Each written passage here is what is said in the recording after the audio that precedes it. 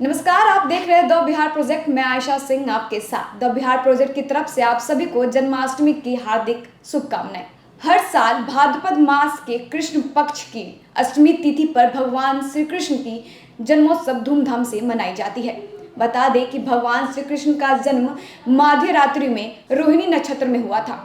मान्यता है कि इस विशेष दिन पर भगवान श्री कृष्ण की विधिवत उपासना करने से व्यक्ति को विशेष लाभ प्राप्त होता है। साथ ही इस विशेष दिन पर कई भक्तों द्वारा उपासना का पालन किया जाता है। शास्त्रों में यह विदित है कि जन्माष्टमी के दिन भगवान श्री कृष्ण के जन्म से जुड़ी कथा का पाठ करने से व्यक्ति को सुख एवं समृद्धि प्राप्त होती है। भागवत पुराण के अनुसार द्वापर के अंत की ओर था और कलयुग शुरू होने के कुछ ही समय शेष था। इस समय दैत्यों का प्रकोप दिन पर दिन बढ़ता जा रहा था।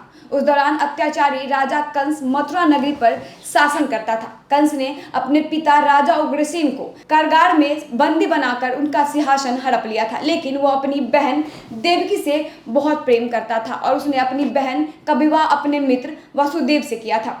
जब वसुदेव देवकी के साथ अपने राज्य जा रहे थे, तभी आकाशवाणी हुई कि कंस, तेरी बहन के गर्भ से पैदा होने वाली 8वीं संतान तेरा मृत्यु का कारण बनेगी।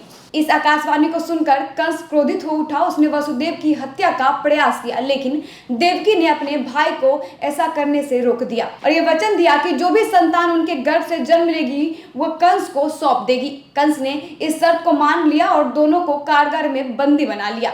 देवकी ने कारागार में एक एक कर 6 बच्चों को जन्म दिया और कंस ने सभी शिशुओं को मार डाला, लेकिन 7वें संतान को योग माया ने संकर्षित कर माता रोहिणी के गर्भ में पहुंचा दिया, जिन्हें सोसात्वर बलराम जी के नाम से पूजा जाता है। आकाशवाणी के अनुसार देवकी माता ने 8वें संतान के रूप में भगवान विष्णु के 8वें अवतार यानी कि भगवान श्री कृष्ण को जन्म दिया।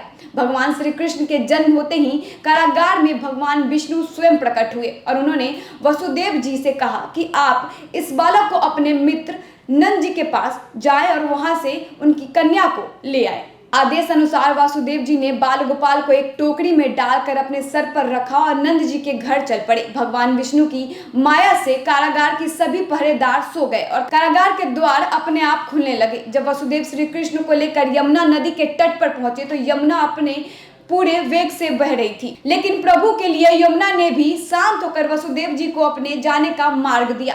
वसुदेव सकुशल नंद जी के पास पहुंच गए और वहां से उनकी कन्या को लेकर वापस कारागार आ गए। जब कंस को 8वें संतान के जन्म की सूचना प्राप्त हुई तो वो शीघ्र अतिशीघ्र कारागार पहुंच गया और देवकी से कन्या को छीनकर उसकी हत्या का प्रयास किया, लेकिन तभी उसने कंस के हाथ से निकलकर कहा कि मूर्ख कंस, तुझे मारने वाला जन्म ले चुका है और वो वृंदावन पहुंच गया है। अब तुझे तेरे पापों का दंड जल्द ही मिलेगा। वो कन्या योग माया थी जो कन्या के रूप में आई थी। तो ये थी जन्माष्टमी की और श्री कृष्ण की जन्मदिन की कथा। ऐसे ही तमाम खबरों के लिए बने रहिए द बिहार प्रोजेक्ट के साथ। धन्यवाद।